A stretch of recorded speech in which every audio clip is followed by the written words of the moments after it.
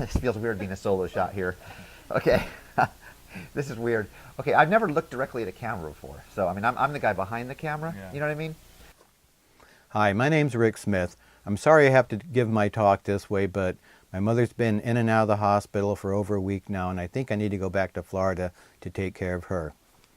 I've known Joe Clokey since the early 1980s, when he was a student at Cal Poly. He came to me with an idea for a senior project. You're right, Rick. I got a passion for horticulture. That's why I got a degree in horticulture, and I worked in the field for 4 years before I went to school. But then I also had a passion for video. I started making videos about 2 years into my college education, and I had a passion for teaching about ecology and teaching about horticulture. So I decided to combine the two and do one on holistic pest management called integrated pest management, which is reducing the use of pesticides to almost zero by using smart horticulture techniques.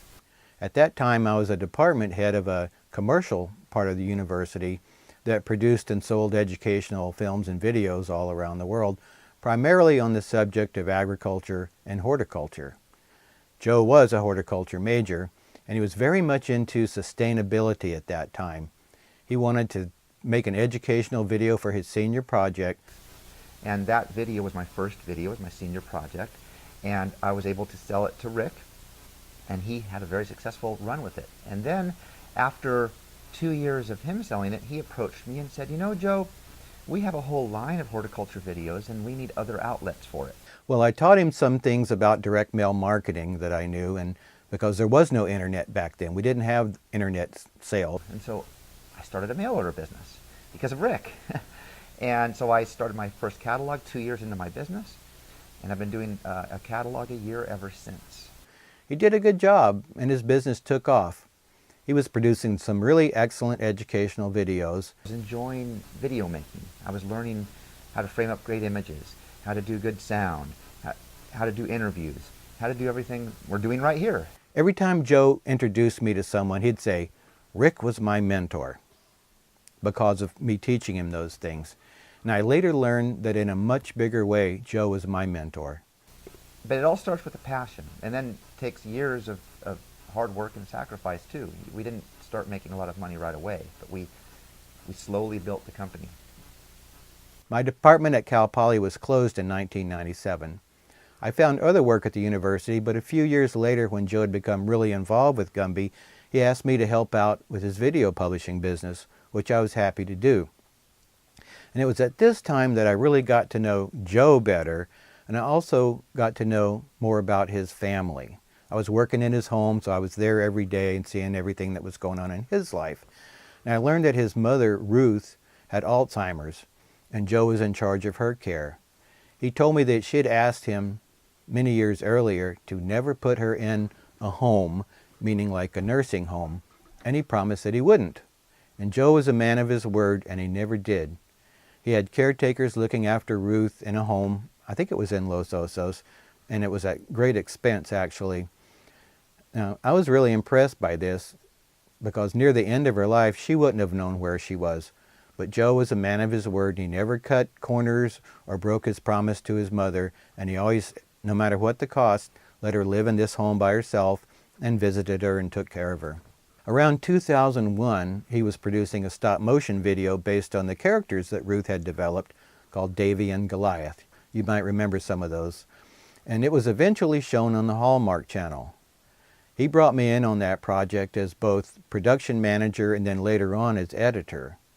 I worked in the studio right beside his house, and some days his father, Art Clokey, would come into the office, but it was clear at this time that Joe was becoming more and more the guy that was in charge of Gumby. It wasn't long before Art's health was beginning to fail, and again, here's Joe faithfully taking care of his parent. He looked after Art's health and his financial welfare, and he took over running all of Art's business in the world of Gumby.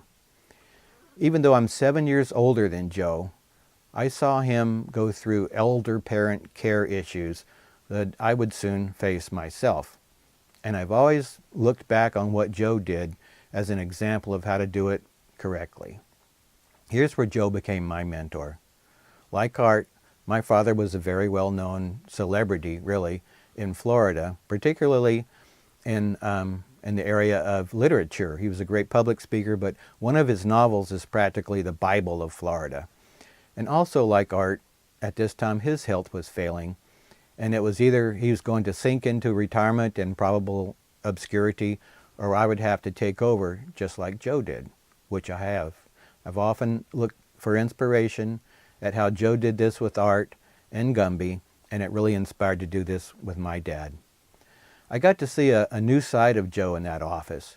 He'd be on the phone in long, heated conversations with lawyers, agents, people wanting to, sometimes take advantage of Gumby or license Gumby in some way. And I would see what Joe was going through. Potential movie deals came and went, and I could see him get excited, then frustrated, and then disappointed that they didn't come through. Same things happened with me and my dad in his books. The David and Goliath project was running behind schedule at this time too, over budget, so Joe had a lot on his plate. I had gone through a divorce and a remarriage a few years earlier than this, and suddenly Joe found himself in my shoes. We seemed often in our lives to be a mirror of each other's big life experiences in so many ways. We learned from each other, and I found comfort in that, and I think Joe did too, that we both went through hard times the same way, and we kind of inspired each other. Joe videotaped our wedding, and I soon got to return the favor and videotape his wedding. My new wife, Kim, had become a huge part of my business, as well as my personal life. When Joe met Joan, he kept telling us that he had found his Kim. He'd laugh and have a big grin, and you could tell how happy he was. We had many dinners and hikes together, which I fondly recall. In retrospect now, there were too few of them, and I'm sorry I passed by some of the opportunities that we could have gotten together more often. As his kids got older, he became increasingly involved in being their father.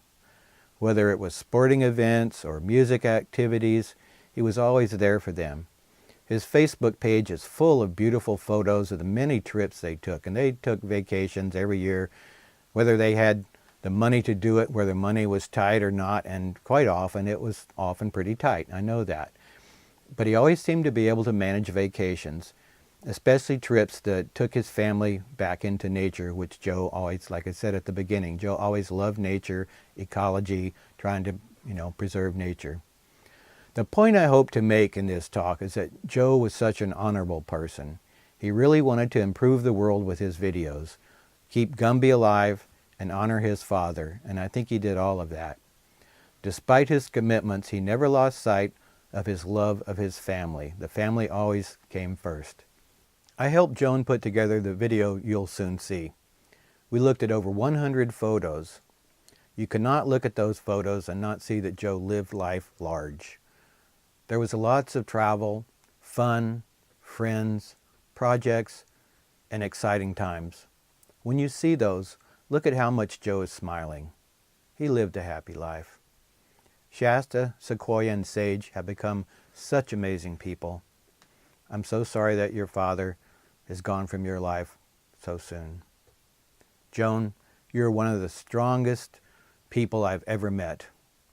Your time with Joe was far too short. I can't even begin to imagine the emotions that you're all going through.